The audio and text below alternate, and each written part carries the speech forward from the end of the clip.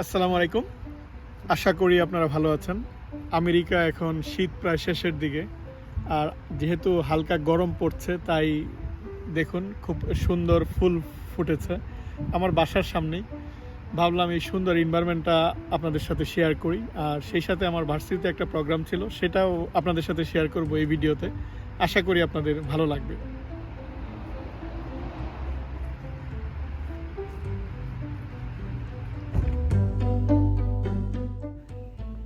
এটা চেরির একটা প্রজাতি। আপনারা জানেন যে প্রায় 400 রকমের চেরি ফুল আছে, যার উৎপত্তি জাপান। আর জাপান কিন্তু আমেরিকাকে এটা উপহার দেয়, প্রথম ওয়াশিংটন ডিসি, তারপর আমেরিকার অনেক জায়গায় কিন্তু এই চেরি ফুলটা ফোটে।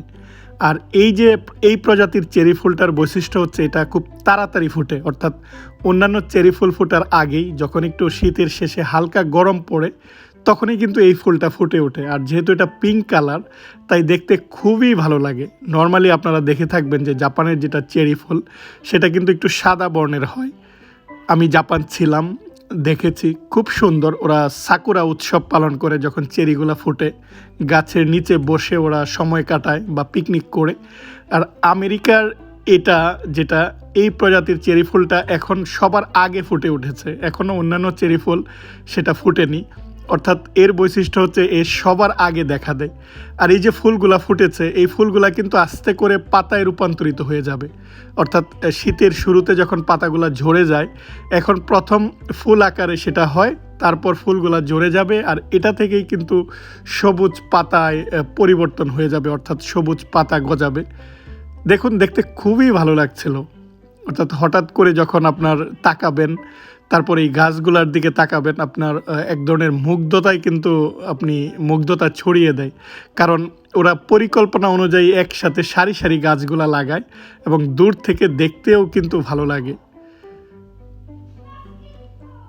আমি দেশ থেকে আসার পর যখন দেখলাম যে এই ফুলগুলা ফুটছে, খুব সুন্দর লাগছিল। তো ভাবলাম যে আপনাদের সাথেও একটু শেয়ার করি, আপনাদেরও ভালো লাগবে। কারণ সচরাচর আমাদের দেশে যেই বসন্তকালের যেই ফুল, বা আমাদের দেশে বসন্ত অলরেডি আমরা বসন্ত বরণ করেছি বা ফাল্গুন চলে এসেছে, আমাদের দেশের ফুল আর এই দেশের ফুলের কিন্তু একটা ভিন্নতা আছে। যেহেতু এগুলা শীত প্রধান দেশ, আর এখানেও যে একটু হালকা করে বসন্ত আসে সেটাও আপনাদের দেখলে বা আপনাদের ভালো লাগবে। তাই ভাবলাম যে ফুলগুলা একটু আপনাদের সাথে একটু শেয়ার করি।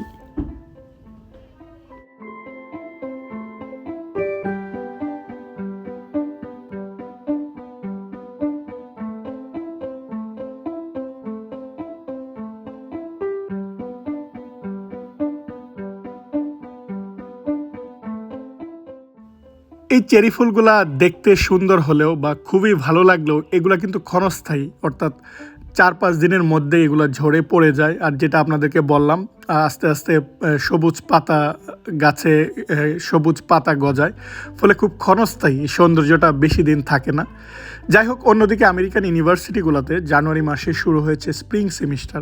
স্প্রিং সেমিস্টারে যেহেতু নতুন ছাত্রছাত্রী এসেছে বা অনার্সে ভর্তি হয়েছে, তাদের সাথে ইউনিভার্সিটির আমাদের বায়োলজি ডিপার্টমেন্টের যে ল্যাবগুলোকে পরিচয় করিয়ে দেওয়ার জন্য, বা আমাদের বায়োলজি ডিপার্টমেন্টে কী কী ধরনের গবেষণা হয় সেটা পরিচয় করিয়ে দেওয়ার জন্য একটা উৎসবের মতো আয়োজন করা হয়েছে, যেখানে প্রতিটা ল্যাব থেকে যারা পিএইচডি করে বা যারা মাস্টার্স করে তারা একটা পোস্টারের মাধ্যমে নতুন ছাত্রছাত্রীদের তাদের ল্যাব সম্পর্কে পরিচয় করিয়ে দেয়।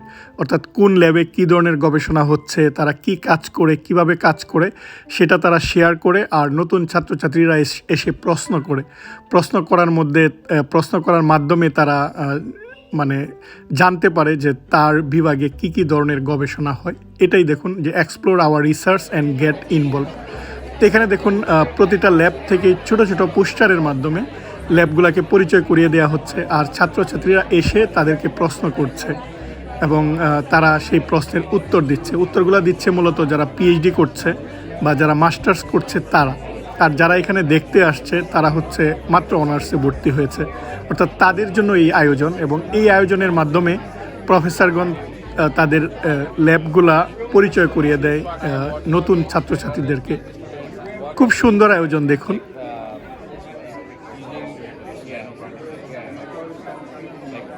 advanced application process and nanoparticle. Nanoparticles work is collaborative with the chemistry department. They synthesize the nanoparticles.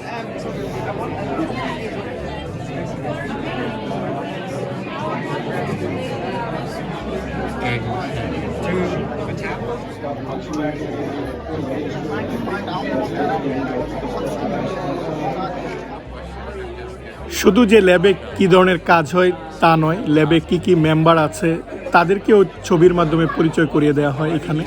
আর উনি হচ্ছে আমাদের এক বাংলাদেশি ভাই, জুয়েল ভাই। উনি দেখুন ওনার কাজ প্রেজেন্ট করছে, সেটা আমি আপনাদেরকে একটু দেখাচ্ছি।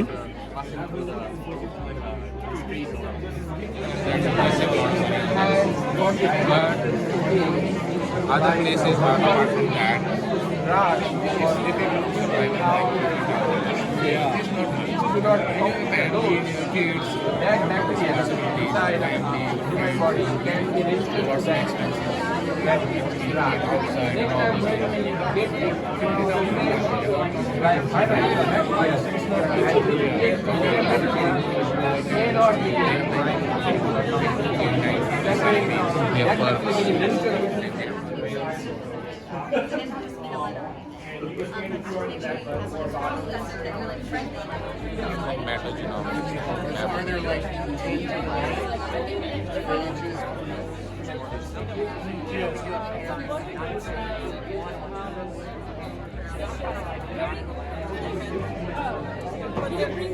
এর বাইরেও ডিপার্টমেন্টের পক্ষ থেকে নানা ধরনের উপহার ছিল।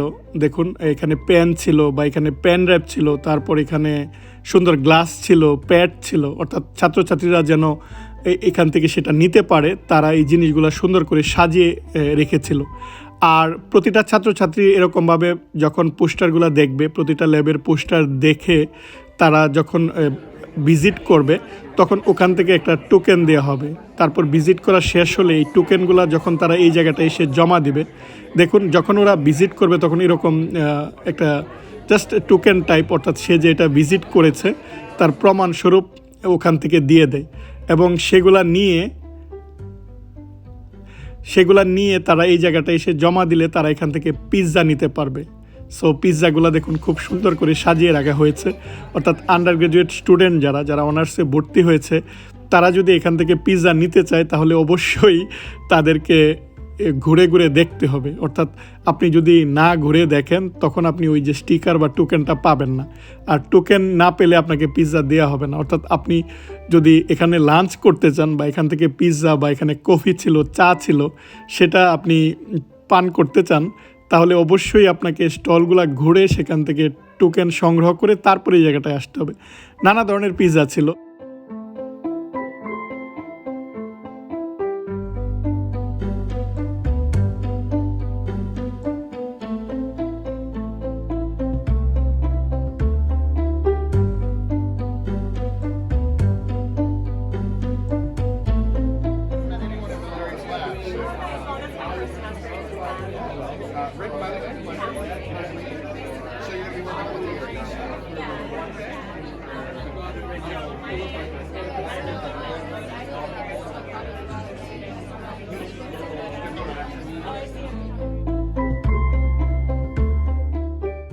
আমাদের ক্যাম্পাসটা খুবই সুন্দর। ক্যাম্পাসে বড় বড় নেতাদের ছবি বা স্ট্যাচু পাবেন না, বা এখানে ছাত্র রাজনীতি নেই, কিন্তু অনেক সুন্দর সুন্দর স্ট্যাচু আছে। যেমন আমি আপনাদের সাথে একটা স্ট্যাচু শেয়ার করছি, সেটা হচ্ছে যে আপনি যদি উপরে উঠতে চান তাহলে আপনার উপরে ওঠার সিঁড়ি হচ্ছে শিক্ষা, অর্থাৎ এডুকেশনের মাধ্যমে আপনি উপরে উঠতে পারবেন।